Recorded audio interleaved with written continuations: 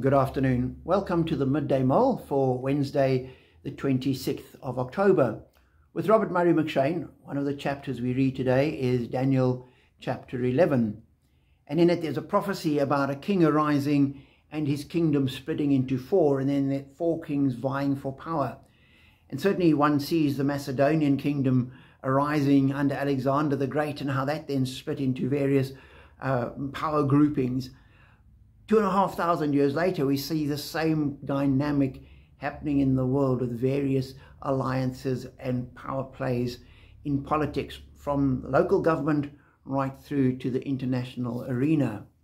And in verse 6 of the chapter, we read the following: "The daughter of the king of the south will go to the king of the north to make an alliance, but she will not retain her power, and he and his power will not last." And as I read that, I thought, here you have people forming alliances, getting people together, making agreements, getting some power and the power not lasting, and then being replaced by somebody else. And that's how it continues throughout history. And reading through the chapter, one has a sense of behind all of the rise and fall of the empires and allegiances and alliances and military power, behind it all, God is just gently pursuing his purpose and working his agenda through what is happening. And for me, that's a great encouragement in the world today, where we look at alliances and people getting on side with one another. And just today, I was reading that one of the great Russian oligarchs, his $500 million yacht has come into Table Bay, come to Cape Town, and South Africa refuses to impound it, saying it's not a United Nations injunction, it's a couple of countries.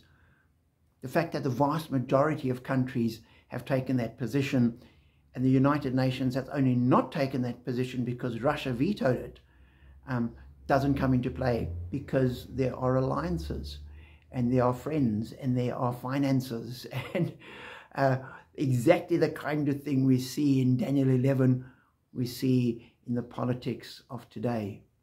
And so our prayer has to be, God, you know what's going on. Work your purposes out. Use your church.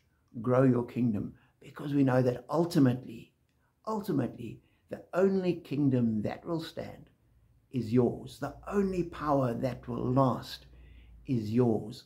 The only allegiance that will count is being your children. Hold us firmly, we pray, and use us where you can.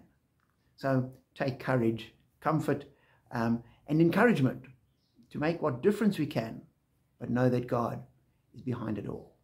Be blessed.